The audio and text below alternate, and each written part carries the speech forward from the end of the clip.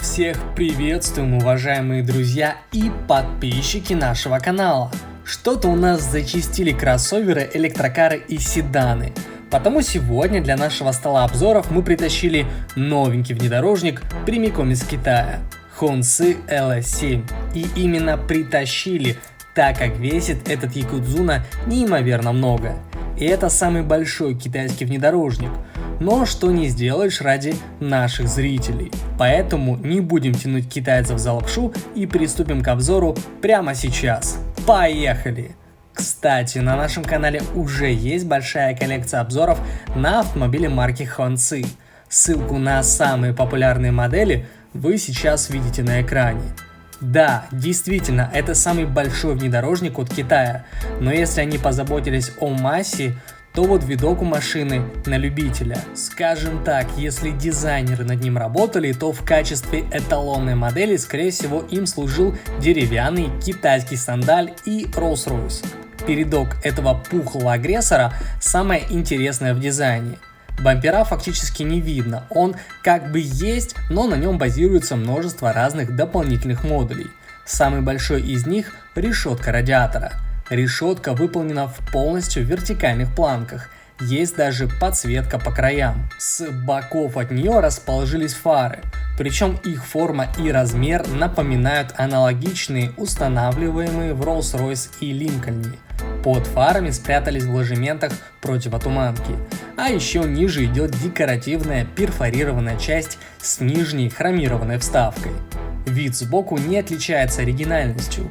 Хромированная обводка оконных рам, ручки в цвет корпуса. На показе модели на боковинах также красовались наклейки, которые для обычного обывателя Европы или СНГ больше напоминают упаковку от доширака. Ну и конечно же филейная часть. Прежде всего отметим, что тут 6 дублирующих стопорных огней. То есть, чтобы показать сзади едущим водителям, что ты не просто тормозишь, а что вот прям конкретно тормозишь, тормознее некуда. От крыши выходит аэродинамический козырек со стопорным огнем. По крышке багажника идет LED-лента, которая тоже дублирует стопы.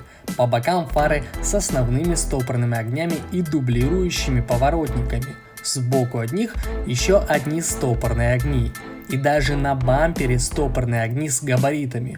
В общем, тормоз так тормоз на все 100.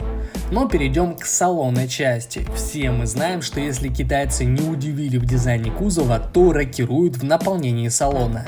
И этот сумоист не исключение. Салон будет оснащен цифровой приборной панелью, мультимедийным экраном на 12 дюймов, обивкой из эко-кожи и, конечно же, мультирулем. Более того, на передних креслах сзади также будут экраны.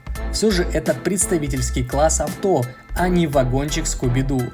Большое внимание проектировщики уделили не столько удобности салона, сколько наполнению в техническом плане.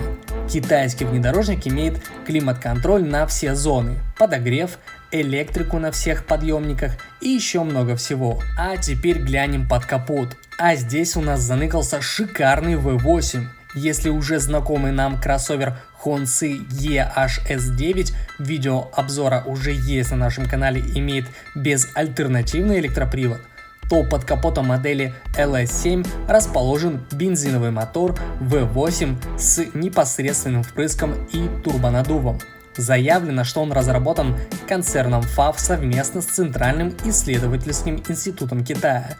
Рабочий объем пока не назван, зато опубликованы характеристики: 660 лошадиных сил и 850 ньютон-метров. Этот двигатель станет основным для всех L-серий Honsy и заменит собой атмосферник V12, который ставят на седаны и лимузины нынешнего поколения.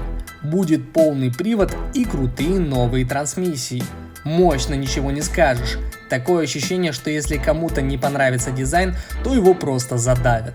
Кстати, при детальном изучении модели мы заметили, что комплектация существенно разнится от базовой до премиума. В премиуме, например, будут всевозможные дистанционные фишки, от открытия багажника без физического прикосновения до зажигания без ключа. А вот что нам принесет базовая модель, остается только догадываться. Габаритная длина достигает 5900 мм при высоте в 1900 мм.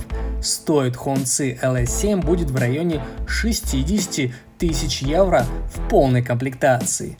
Ну а мы на этом заканчиваем и отправляемся на поиски следующей модели для вас. Прошу подписаться, поставить лайк. Здоровья и успехов! Услышимся завтра!